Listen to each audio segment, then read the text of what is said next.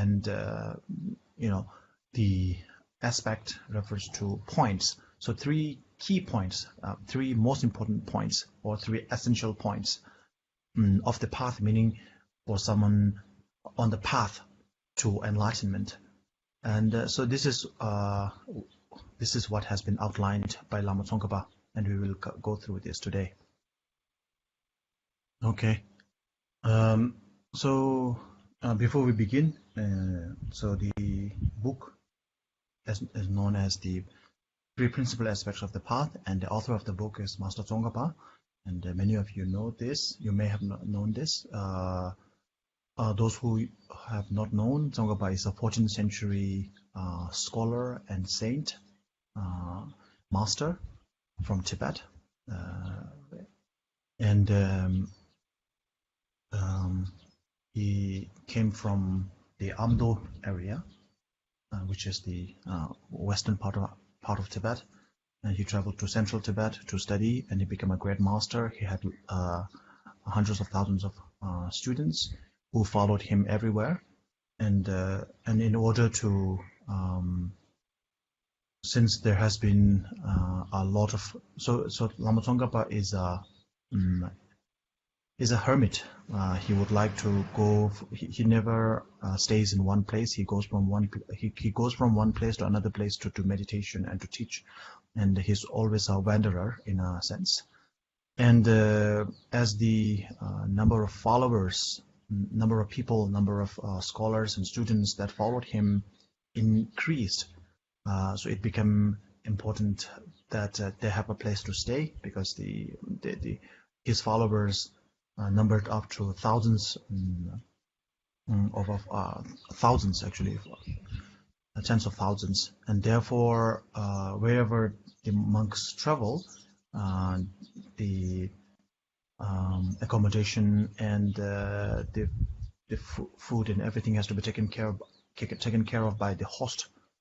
So it becomes sort of a burden for the host. So thinking of that, Lama Tsongkhapa decided to settle down, and he founded what is known as the Ganden Monastery, and from then came the Gandenpa tradition, which is nowadays called Gendenpa or Gelugpa tradition, which is the fourth of which is the last of the 4 Buddhist tradition in Tibet. The first being Nyingmapa, then being Sakyapa, Gagyupa, and Sakyapa, and then Gelugpa. So that is the life story of Lama Tsongkhapa briefly. If you want to know more, there is a lot to learn. And so this particular book is actually booklet is more like this is more of a letter written to one of his closest disciples, called Tongkhor Rinpoche. So you can shorten the name to Tongkhapa.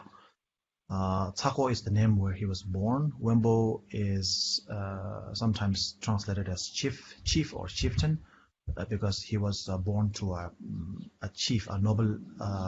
He was born to a noble family, so he's a Wenbo. But Wenbo can also understood as a cousin or a nephew.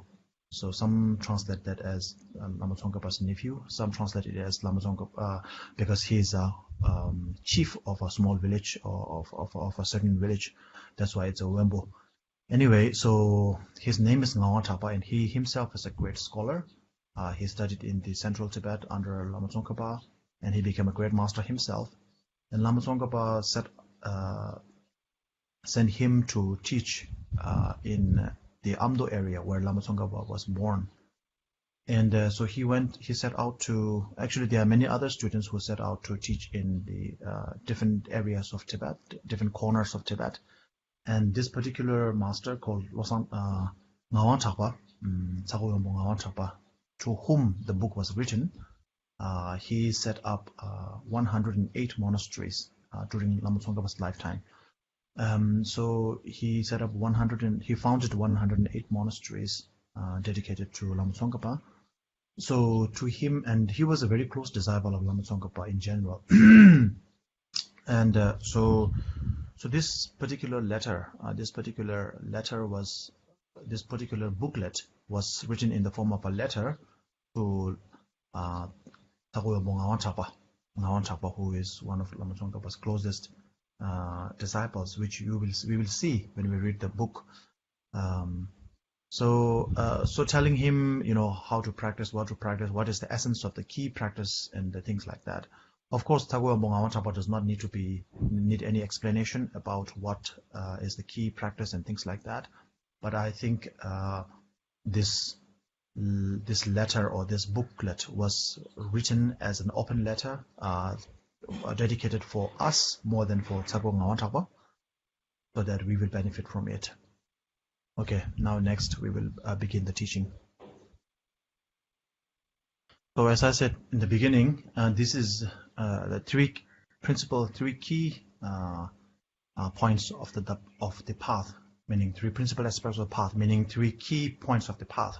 So this is the essential practice, and if you have that practice, of course, it's quite sufficient. But at the same time, to get these three points, so these three principal aspects combined into your to get these three principal aspects of the practice infused in your practice. Of course, it takes a number of additional practices and other practices to do so. So the three principal aspects by itself is nothing complicated. So there's it is no secret here. There's no secret here. So it is the renunciation, it is the bodhicitta, and it is the view of emptiness. Understanding emptiness, this is one key. Bodhicitta is another key, and the renunciation is another key.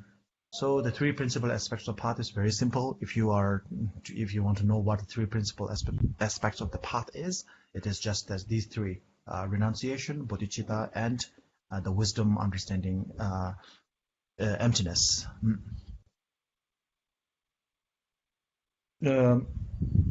So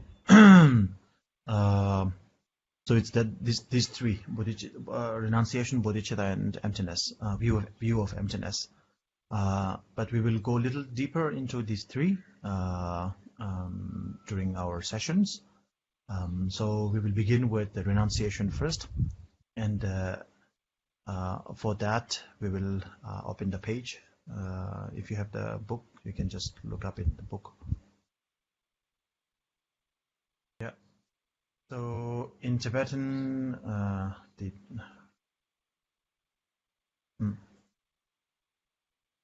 Okay. So the first and the second verse, a verse usually in Tibetan, the verse, the structure of verse follows the Indian version, which is 4 lines. So a stack of 4 lines is considered one verse. So first verse and second verse are the opening verses, and from the third verse, the actual teaching begins. So, the name of the book is The Three Principal Aspects of the Path. The author is Lama Tsongkhapa, and so it begins: homage to the precious noble masters. So here there is a plural, which is masters.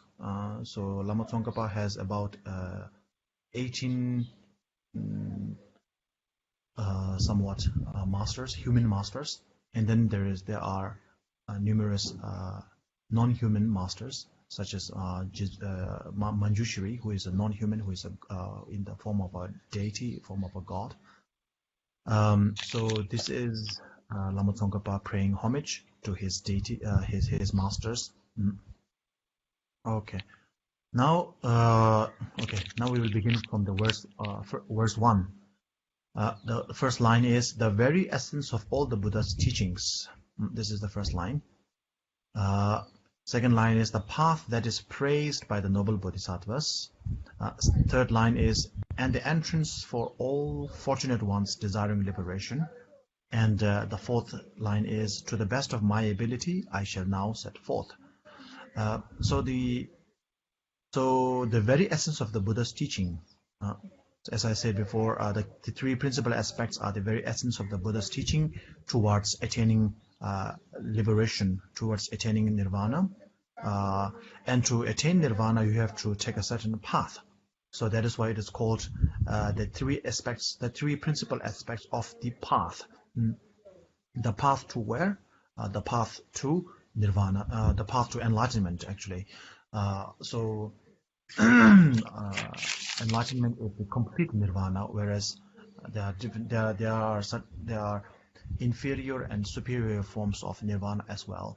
So just because you have attained nirvana doesn't mean you become a Buddha. A Buddha is a complete enlightened person. So the very essence of all the Buddha's teaching, this is what Lama Tsongkhapa is going to speak about. And the path that is praised by all the noble bodhisattvas, this is what he is also going to lay out. And the entrance for all the fortunate ones desiring liberation. So if you are desiring liberation, here liberation refers to enlightenment. Because once you have enlightenment, you are liberated from all forms of suffering, all forms of chains of suffering, not just suffering itself, not just the harsh form of suffering, but the suffering of change and suffering, all forms of misery and its residues, its imprints were also cleared. And not just that, you're not only free from suffering itself, but you're also free from obscurations. So nothing is obscuring your view, nothing is obscuring you. You can see everything directly, all the profound things as well as all the non-profound things. You can see clearly and vastly. So there is nothing to obscure your view, your understanding, your mind. So that is the liberation we are talking about here. So that is an entrance for all fortunate ones desiring liberation, right? This third line, meaning those people who wish to be free from samsara, not just samsara, but to attain enlightenment. Those are really fortunate beings, and to those people who have such desire, I will grant them their wishes by laying out this path towards enlightenment, by pointing out, by explaining the three principal aspects of the path. So this is what it says: to the best of my ability, I shall now set forth. In Tibetan, in the typical writing form of a scholar, scholastic writing, one has to have this thing called Tsombar Thamjawa, which means making a promise to write a book. So a book has to have a certain criteria, like the author has to write. When scholars write book in India, ancient India, the Panditas, the scholars from Nalanda University, when they write a book, it has to have a certain criteria because it's a scholastic book, and the first thing is that it has to have a sort of a pledge that I will, finish this book. So I will write this book and I will finish this book. It has to have a opening, it has to have a pledge, and so on and so forth. So this part, the last line, that to the best of my ability I shall now set forth, it's more of a pledge, saying that I will finish this book. I will write and complete, I will complete this book. Because as a scholarly person, you are supposed to finish what you set forth. If you start something and do not, like many of us do, we make many commitments, but we are not able to keep it up. That is against the culture or the conduct of a scholarly person.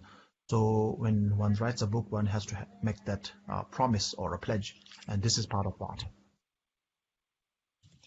So even though Lama Tsongkhapa is not in Nalanda Monastery, or Nalanda is not just a monastery, but it's also a monastic university, probably the earliest university in the history of humankind, and it's a huge, great university there.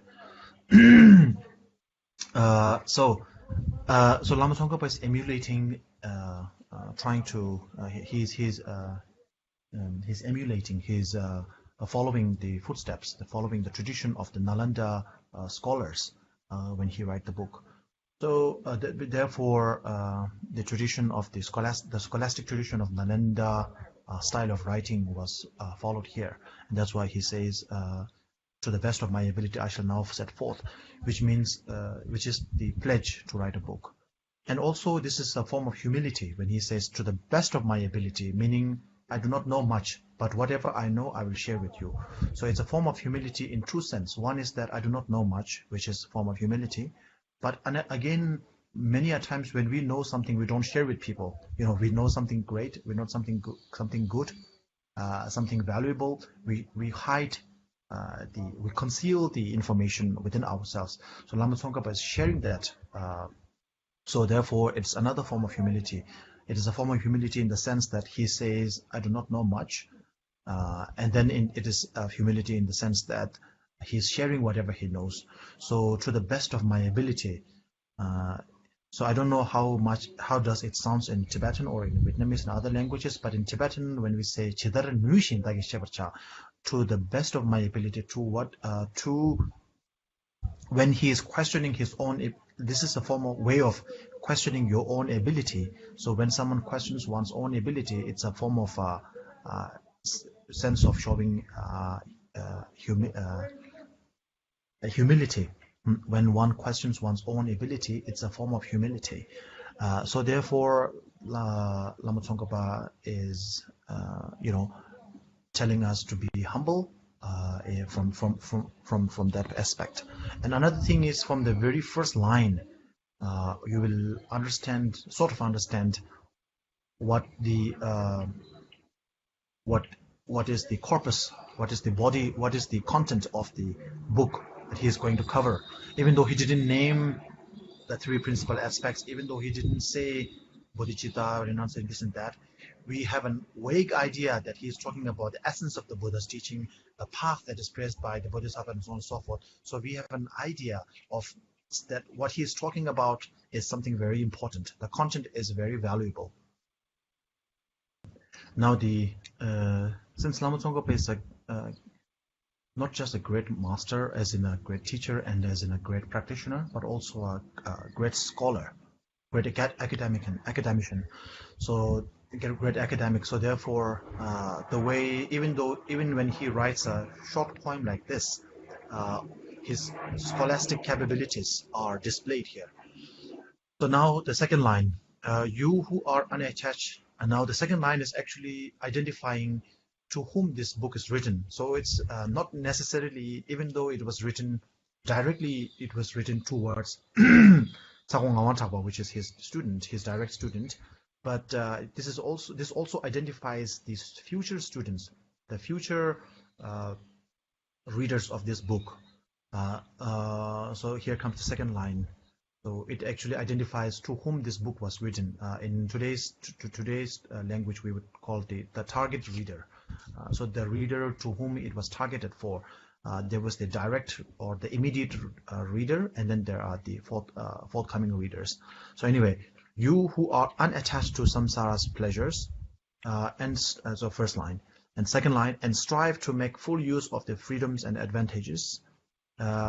Third line, you who follow the path of delighting all the Buddhas. Then fourth line, fortunate ones.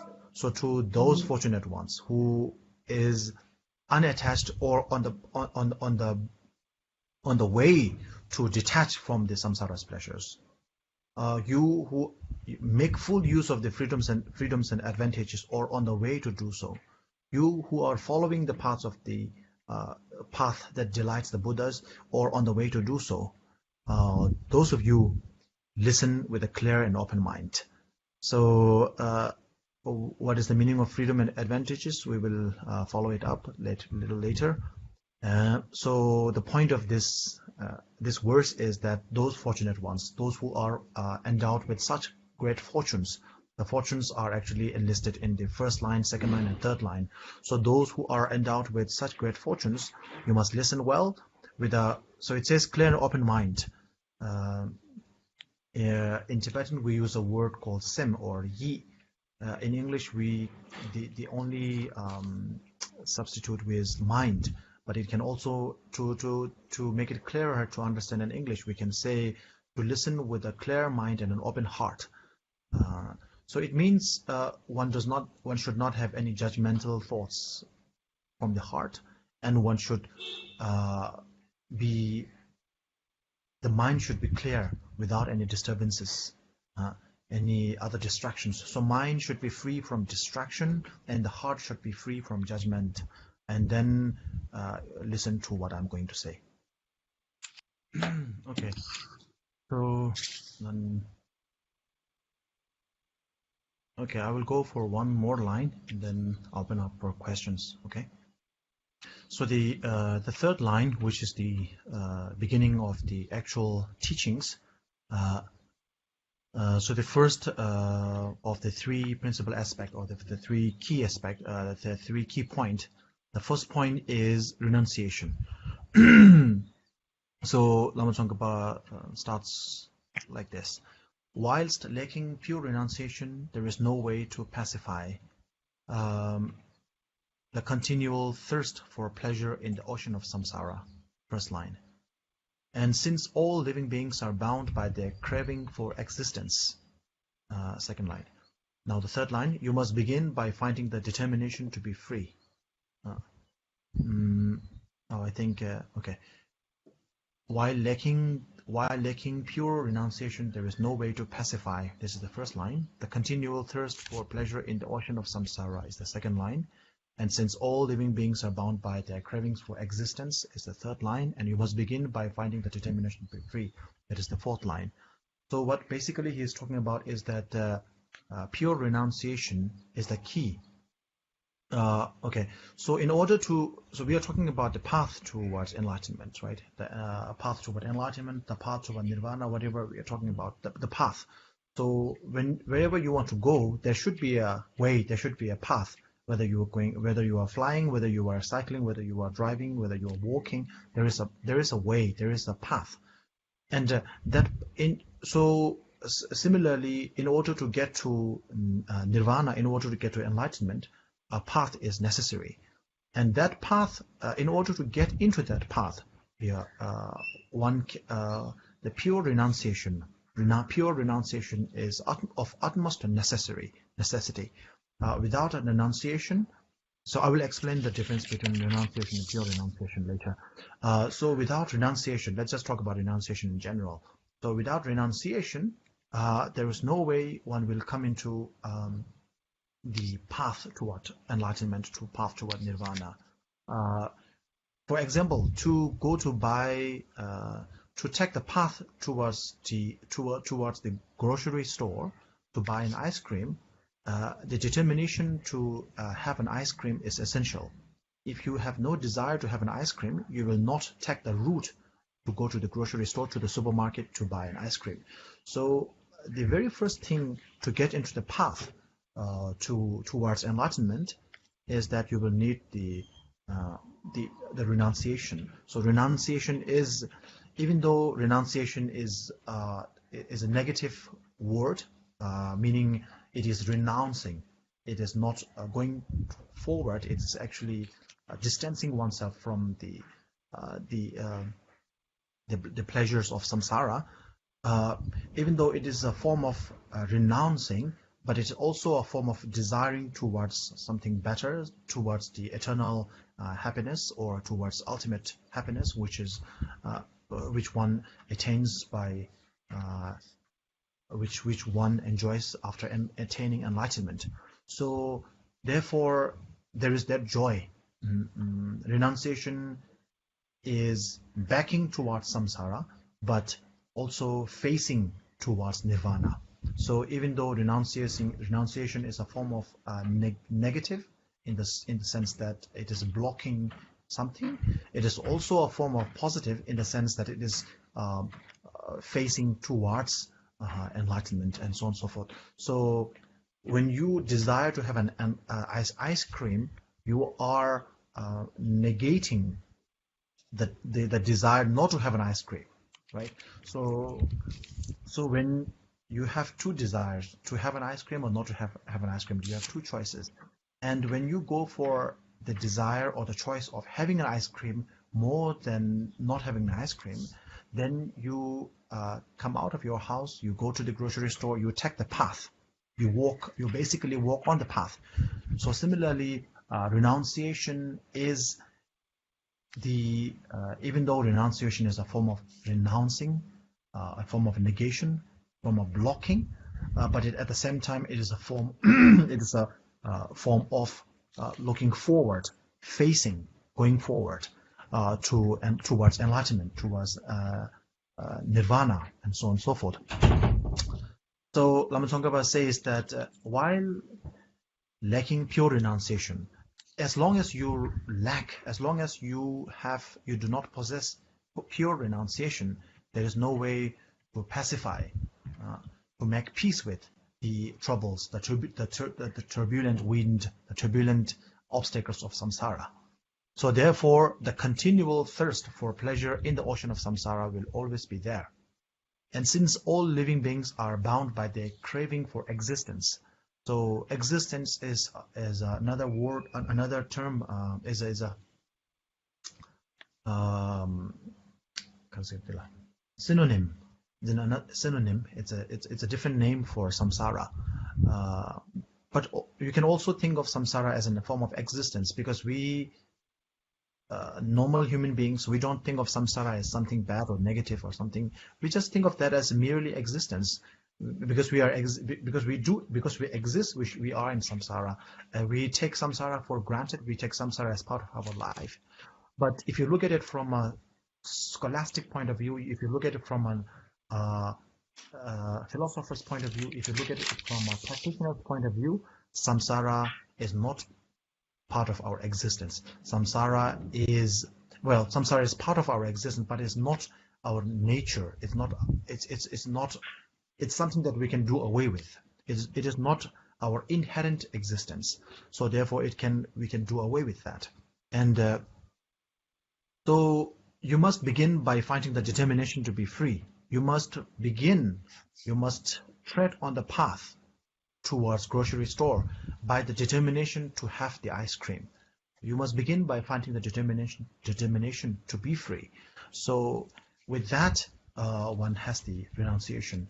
So the difference between a renunciation and pure renunciation is that pure renunciation is a reference to a renunciation that is a stable renunciation. So in our day-to-day life, when we have some problems, when we have a really sort of a deep problem with our family, with our work life, with this and that, we normally tend to get fed up.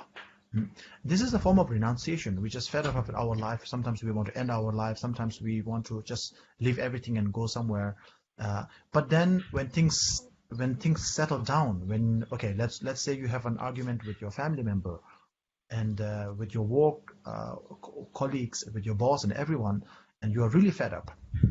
And a few days later, everything settles down. Maybe the boss gives you a raise, and your family actually, everything settles down. Everything is cool and calm, and then you just want to be there, right? So this is not a pure renunciation, because pure renunciation is complete. You must be completely fed up with what's going on. If you like it sometimes, and if you don't like it at other times, this is very normal, very samsaric. It's a samsaric renunciation in a way. It is not a renunciation of samsara, but samsaric renunciation.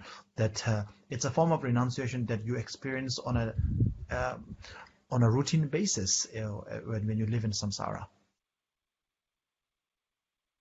Okay. Okay, so you have questions? Yes, Rinpoche. We have a couple of questions. Rinpoche, as a layperson practitioner, how do we know whether we are really on the path? And does chanting sadhana, mantras, and reading sutras consider being on the path? Thank you, Rinpoche. Okay. Okay, so since the questioner asked as in the form of a lay practitioner, I will answer specifically in that way. Normally, when we talk about being on the path in the sutras and in the Dharma text, we are talking about a more strict form of being on the path. Like just reading a book or even meditating for years and years, even that does not conclude as being on the path. Normally, when we talk about in the sutras, being on the path means when one has a certainty, one is certain of there should be a mental stability, and in order to be on the path, okay, let's call this. So there is one way of looking at being on the path, which is from the sutras point of view, which is a very strict form of being on the path. And then there is the layman's version of being on the path. So to differentiate the two, to make it easy to understand, let's call it merging into the path. So that is the sutra way of path, which is a stricter form of being on the path, and then being on the path in general. So being on the path and merging into the path. Okay, there's two things. Even though we use the term being on the path in general, if you take a look at it from a technical point of view, from the scriptures point of view, even His Holiness normally says that he has not been on the path yet. So he could see the path from a distance, and maybe he will be reaching the first stage of the path. The first path, there are actually what we call the 5 paths, right? The path of the path of accumulation, the path of preparation, the path of seeing, and so on and so forth. So His Holiness sometimes say, I could see the path, the very first stage of the path, which is the path of accumulation. And within the path of accumulation, there are 3 stages, and he could see the first minor stage from a distance, which means he has not been on the path. So this is His Holiness's way of being humble, showing humility. So what His Holiness is talking about is merging into the path. So in normal everyday language, he would say, I'm not on the path, let alone being on the path. I could see the path on a distance. So let's call that merging into the path. And so if you read many of the books in English, in Vietnamese, and many of the books, that modern day contemporary books, you will see, people talk being on the path and that kind of thing. So this is more or less in the sense of aligning with the path. If you look at it strictly from a sutra point of view, it is aligning with the path, not on the path. But as I said before, we will make it simple and say merging into the path and being on the path. So in that understanding, reciting mantras, doing meditation, and all these kind of practices are being on the path. So this is not from a strictly sutra's way of interpretation, but more in the contemporary way of understanding. In a modern day understanding, if you do mantra, if you do recitation, if you do meditation, any of these things actually amounts to being on the path. But if you look at it strictly from the sutra's point of view, from the traditional point of view, this is not being on the path. Okay, so the question was, how would one consider to be on the path? So for that, once you are in the path, okay, so to be on the path, or to be more precise, to merge within the path, one needs to be certain, one needs to be stable. So stability is paramount. And in order to get stability, one needs first to get the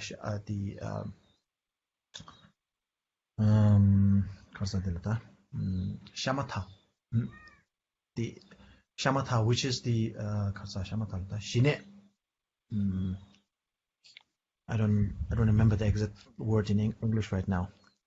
Shine, which is what they call it.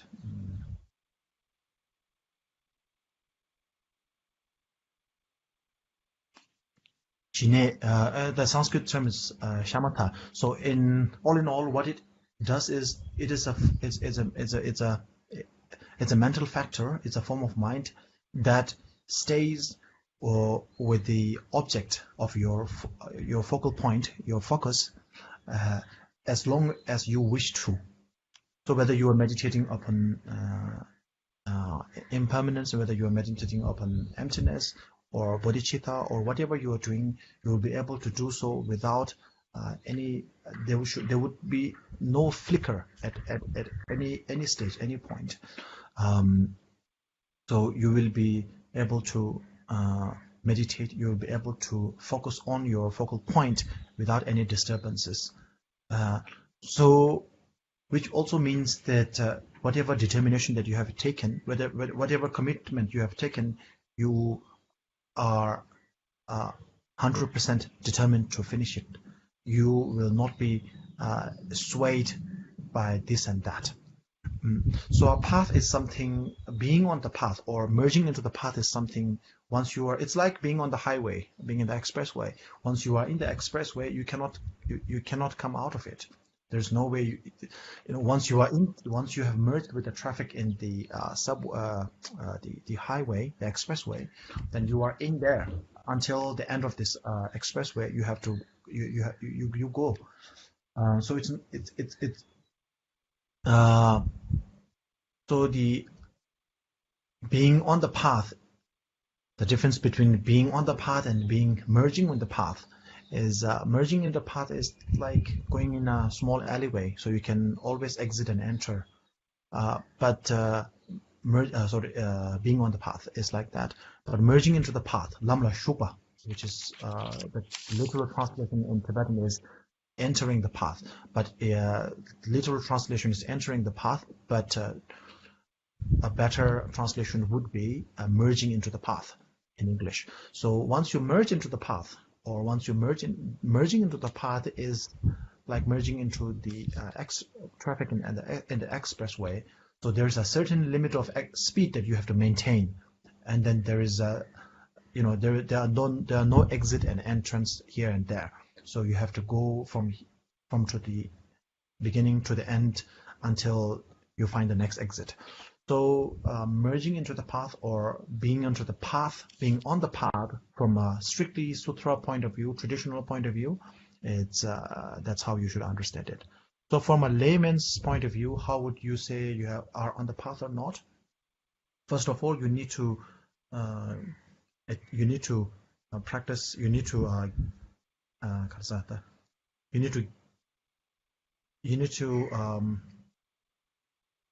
gain single-pointedness, single-pointed concentration, single-pointed concentration. Shine.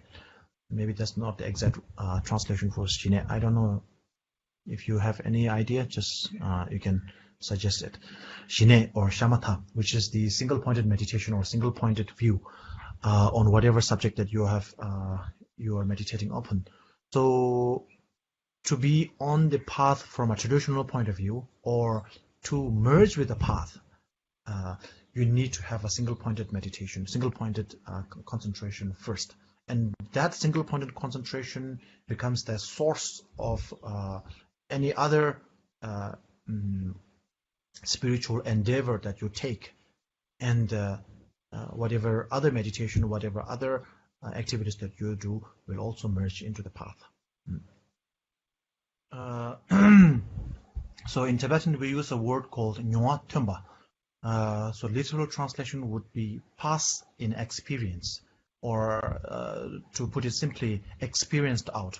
So whatever experience you need to understand or to be good in that thing, if you have passed all the experiences, all the necessary experience that you need to go through, once you have experienced that out, even the word experience is not sufficient for the Tibetan word nywa, which does not mean which means not only experience, but it's a if you have a bar, if you have a form of experiences, like if you go from this bar to that bar, then your experience is fulfilled.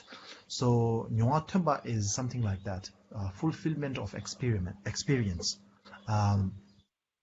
So what it actually means is, even though this is the term we use, Nyongwa Tumba, or fulfillment of experience, or experienced out, what it actually means is when you have the Nyongwa Tumba in whatever practice that you are doing, then, for example, meditating on bodhicitta, if you have fulfillment of experience in bodhicitta, then the practice of bodhicitta becomes effortless for you. You will no longer need to put extra effort. So even though we use the term effortless, of course there are some efforts required. Unless you become a Buddha, there is a certain amount of effort are required. But it is effortless in the sense that it becomes spontaneous for you. For example, if you have to give a talk to 500,000 people or 5,000 people to a large audience, then you have to make a lot of preparation. You have to, a lot of effort needs to take place. But if you have to talk to maybe just your friends, just a casual conversation with your friend, there is no effort, there is no extra effort needed. You can talk about anything with your friends. You can talk about good things, bad things, whatever. There's no extra effort needed. But if you have to talk to a stranger, to an important guest or things like that, there are certain extra effort needed. So fulfillment and experience means the practice becomes spontaneous in the sense that no extra efforts are required. So if you want to practice bodhicitta, the practice of bodhicitta become effortless, or you will no longer need to put in extra effort to practice, to meditate into the bodhicitta. So that is the benchmark. That is the sort of the line which distinguishes whether one has merged into the path or not. Okay, that is all.